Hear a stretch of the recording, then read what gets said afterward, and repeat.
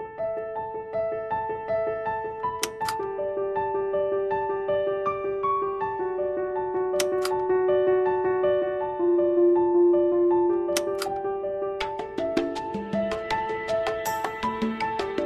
guys, welcome back to my YouTube channel. For this video, gagawa tayo ng banana cake.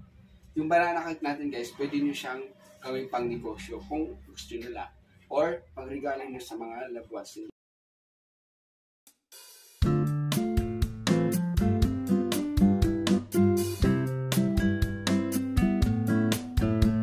So ang una natin gagawin ay paghaluin natin ang dry ingredients. So unahin natin yung flour. So nilagay ko na dyan yung salt guys. So nilagay natin yung brown sugar at saka white sugar. Then haluin muna natin siya ng wire whisk. And then keep aside natin siya. So ang susunod natin is paghaluin natin yung mga liquid ingredients naman. So lagay ko yung fresh milk dito sa bowl. And then yung oil. And then yung egg. So and then kasama na dun yung vanilla. Then mix mo lang siya.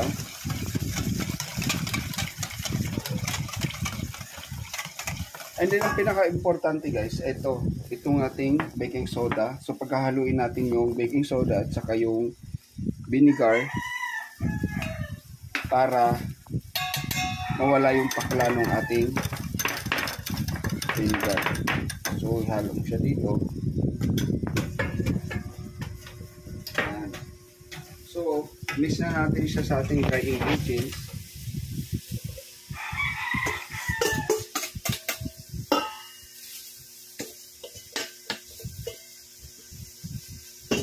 So, haluin lang natin siya ng wire whisk.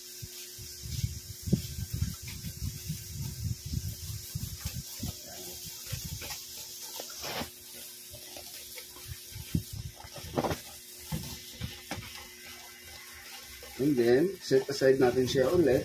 And then, dudurugin natin ang ating saging or ating banana. So, mas better dito, gagamitin nating banana is yung overripe na. Hindi naman siya overripe na overripe. Yung mga ganito lang na may medyo itim-itim na. Mas maganda kasi yun sa banana cake. Mas malalasahan mo yung aroma ng ating banana cake at mas malasa pag ganun yung saging mo. So dudurugin lang siya.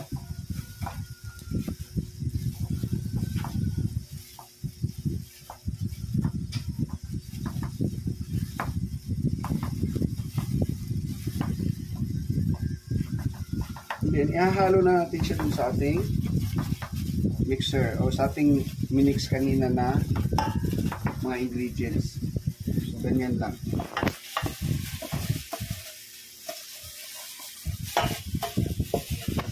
And then, mix na natin siya.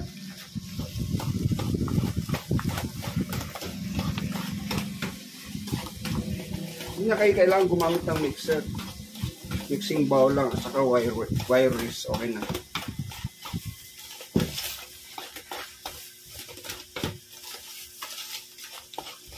Ayan, ito na ang ating mixture ng banana cake. Next guys, lalagay na natin siya sa baking pan. So, mayroon ako ditong 3 baking pan. So, bali, magiging timbang natin is 750.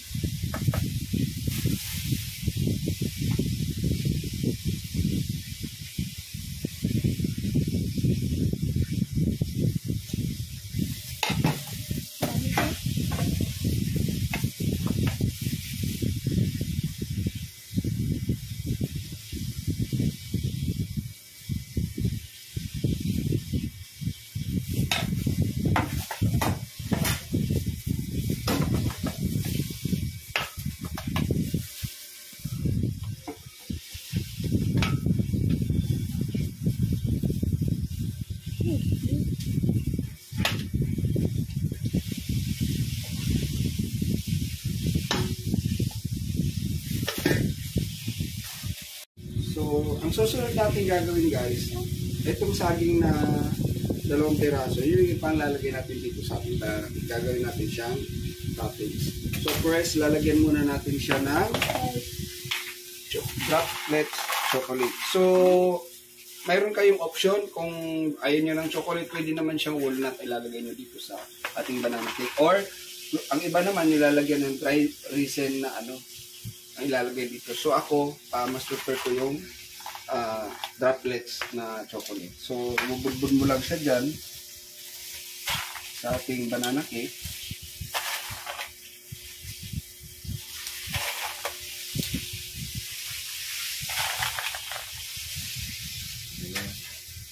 So, ayan na. And then, next is, itong dalawang natira kong banana dito is, yun ang panglalagyan natin sa ibabaw. So, parang itatoppings natin siya sa ating banana cake. So, haluin mo lang siya sa manipis na manipis. Ayan. And then, lalagyan mo siya dito. Hilera mo lang.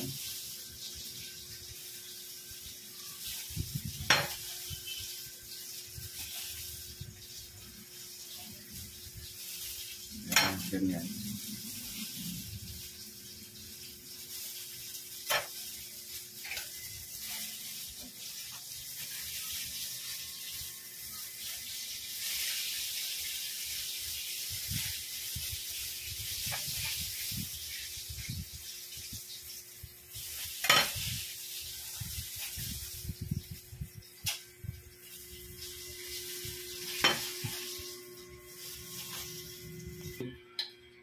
So, ito na. Okay na ang ating banana cake. Nandito na siya sa baking pan. So, i-bake natin siya ng 45 to 40 minutes sa oven.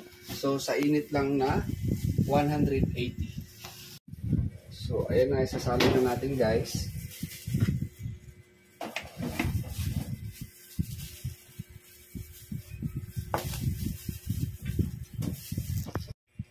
Hello guys! Okay, luto na ang ating banana cake. So, tanggalin na natin siya sa oven. So, ito na. The moment of truth. So, ayan. Tapos na ang 45 minutes. Okay? So, ayan na ang ating banana cake. So, para lang malaman nyo luto siya, tusok-tusukin nyo lang siya kapag wala na siyang sumamang mixture dyan sa toothpick, sabihin luto na siya. So, ito yung magiging itsura ng ating banana cake kapag luto na siya. Okay, tanggalin na natin siya sa baking pan para hindi siya overbake. Kasi pagka baka ma-overbake. So, ayan na siya. Tanggalin na natin.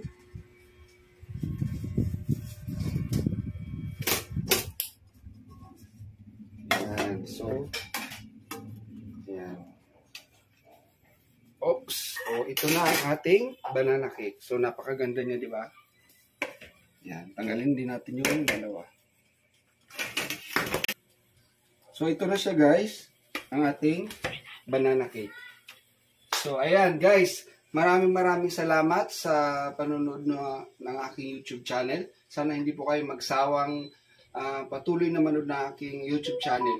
Pipilitin ko po nga makapag-upload ng video na kahit sobrang busy ko po para lang makakatulong sa inyo at makapagbigay sa inyo ng dagdag kaalaman tungkol sa pagbibusiness, home baking po guys. So, thank you po sa mga patuloy na nagsusubscribe sa aking YouTube channel.